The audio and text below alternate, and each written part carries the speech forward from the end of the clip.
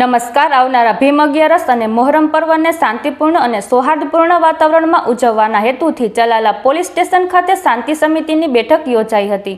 In charge PI Ratan ગઢવીના અધ્યક્ષસ્થાને યોજાયેલી આ બેઠકમાં હિન્દુ મુસ્લિમ સમાજના આગેવાનો, વેપારી મંડળના પ્રતિનિધિઓ, નગરપાલિકા પદાધિકારીઓ તેમજ વિવિધ સામાજિક સંસ્થાઓના આગેવાનો ઉપસ્થિત રહ્યા હતા।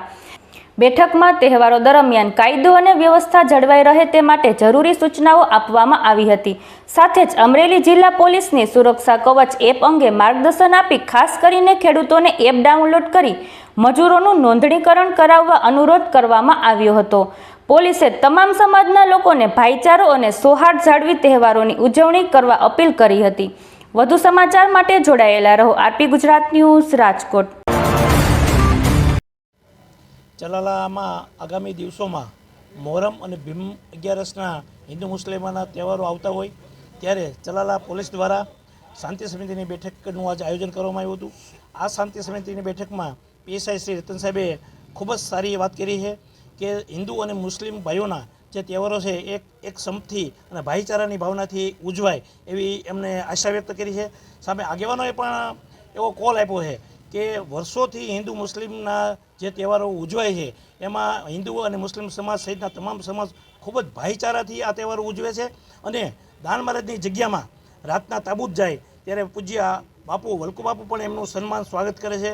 પૂજ્ય સબીર બાપુ પણ એમાં સાથે હોય છે અને એક ભાઈચારાનો એક સંદેશ આખા દેશમાં જાય એ પ્રકારે ચલાલાના તહેવારો ઉજવાય છે। આગામી દિવસોમાં ખૂબ સારી રીતના તહેવારો ઉજવાય એ રીતના તમામ આગેવાનો જે ઉપસ્થિત આગેવાનો હોય એ બધાએ કોલ આપ્યો છે અને બધાએ આશા વ્યક્ત કરી છે કે વર્ષોની માફક આ વખતે પણ તાબૂત અને ભીમ અગિયારસના તહેવારો ખૂબ જ સારી રીતના ઉજવાય અને દરેક તહેવારોમાં હિન્દુ મુસ્લિમ બધા સાથે મળી અને બધા ઉજવે છે। ઓકે, અસ્તુ। હિંમતભાઈ દોંગા, ચલાલા નગરપાલિકા પૂર્વ પ્રમુખ। આજે શાંતિ સમિતિની બેઠક હતી અને બેઠકમાં હિન્દુ મુસ્લિમના તહેવારો જ્યારે ઉજવાતા હોય છે ત્યારે આ શાંતિ સમિતિની બેઠક પોલીસ સ્ટેશનમાં થાય છે। તો હિન્દુ મુસ્લિમ ભાઈચારાથી બધા પણ ભેગા થઈએ છીએ અને પીએસઆઈ ગઢવી સાહેબના માર્ગદર્શન નીચે આ મિટિંગ યોજાઈ હતી અને આવતા 25 તારીખે ભીમ અગિયારસ હોય અને 25 તારીખે મોહરમ હોય। 25 તારીખે આ બંને સાથે તહેવારો હોય તો એમાં પણ કાંઈ તકલીફ ન થાય એમના માટે આ શાંતિ સમિતિની બેઠક યોજાઈ હતી।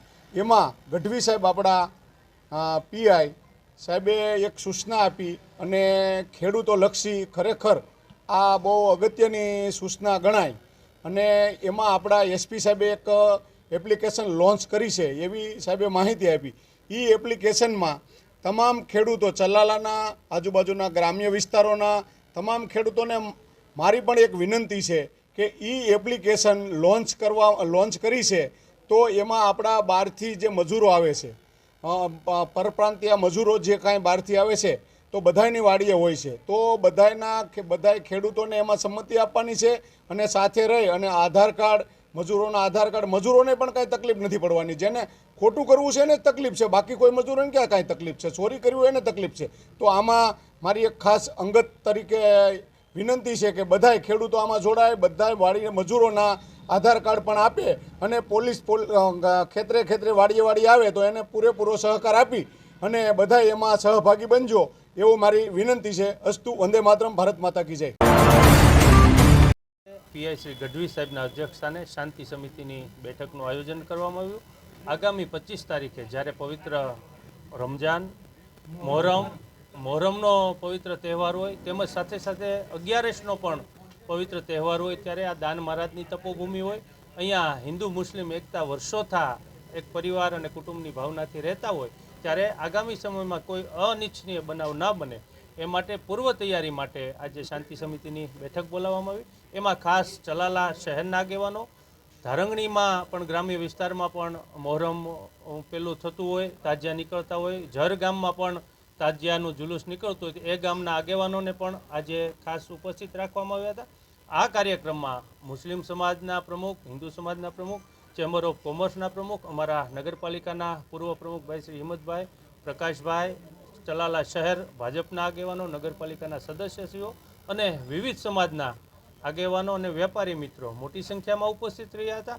અને ખાસ શાંતિ સમિતિની બેઠકની સાથે સાથે આગામી ચોમાસું અને અત્યારે વાવણીની સિઝન પણ ચાલુ હોય તો પરપ્રાંતીય મજૂરો પણ દરેક ખેડૂતોની વાડીએ આવતા હોય એ માટે પણ પીઆઈ સાહેબે ખૂબ સરસ માહિતી આપી છે કે પણ દરેક મજૂરનું રજિસ્ટ્રેશન થઈ જાય એ માટે આપણા જિલ્લામાં ખાસ જે એપ્લિકેશન લોન્ચ કરવામાં આવી છે આદરણીય એસપી સાહેબ દ્વારા, તો એને પણ અમે વધાવીએ છીએ, અભિનંદન આપીએ છીએ.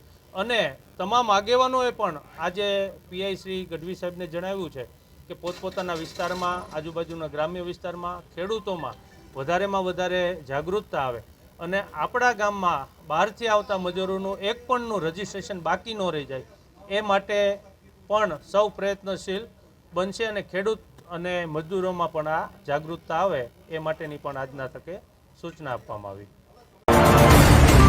એપ્લિકેશન છે બરાબર, ASK અમરેલી સુરક્ષા કવચ, મહેરબાન એસપી સાહેબ સંજય ખરાત સાહેબે આ એપ્લિકેશન વિકસાવી છે અને એના માર્ગદર્શન નીચે આપણે છેલ્લા 10 દિવસથી વાડીઓના મજૂરો, કારખાનાના મજૂરો, કોઈ પણ સ્થળના જે મજૂરો છે, બહારથી આવતા પરપ્રાંતીય મજૂરો, એમાં એપ્લિકેશનમાં નામ, ઠામ, એનું આધાર કાર્ડ, સરનામું, બરાબર, ફોટો, લોકેશન, કોની વાડીએ છે, બરાબર, ઈ ક્યાં રહે છે, કોના દ્વારા આવ્યો છે, આ બધી જ વિગત આખી અમે ભરી દઈ છે.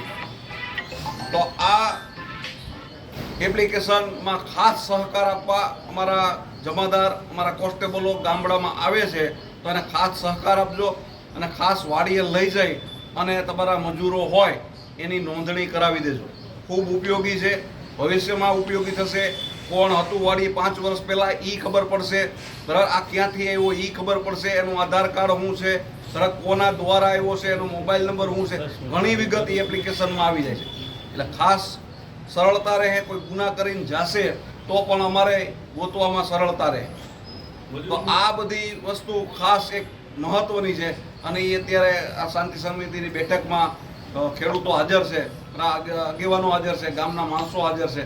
તો ખાસ અમારી આ એક મહત્વની સૂચના હતી અને આ સૂચનાનો આપ સહયોગ આપો અને વધુમાં વધુ બહોળો વિસ્તારમાં આપણા તમામ મજૂરો આવી જાય અને એની નોંધણી થઈ જાય એવું આપણે કાર્ય કરીશું. સાહેબ, જ્યારે નોંધણી કરતા હોય ત્યારે એનું આધાર કાર્ડ કે એવું કઈ? હા, આધાર કાર્ડ ફરજિયાત, બરાબર.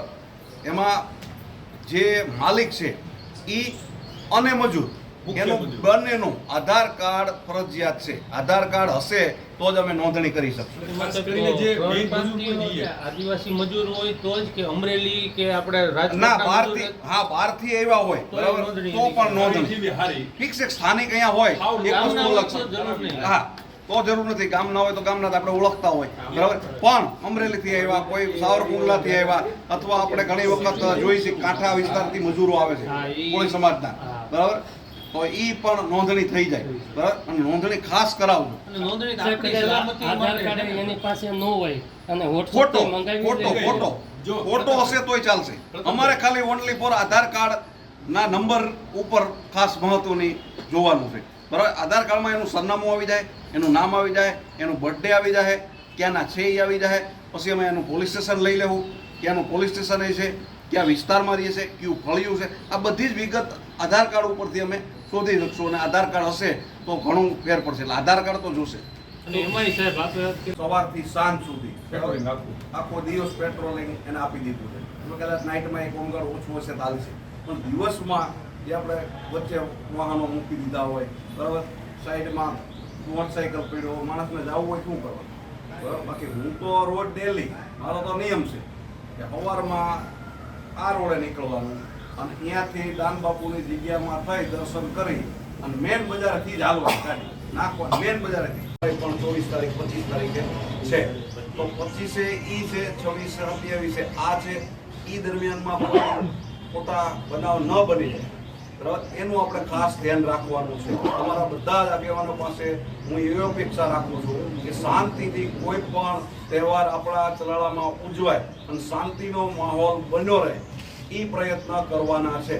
કોઈ સામાન્ય બાબત, ઘણી વખત એક્સિડન્ટના સામાન્ય ટાયર આઈડું અને બનાવ બનતા હોય છે, બરાબર. તો એ બનાવમાં ફરી અને સીધું આખું આપણા જે તહેવાર હોય એમાં ન આવી જાય. એ એક ખાસ જોવાનું છે.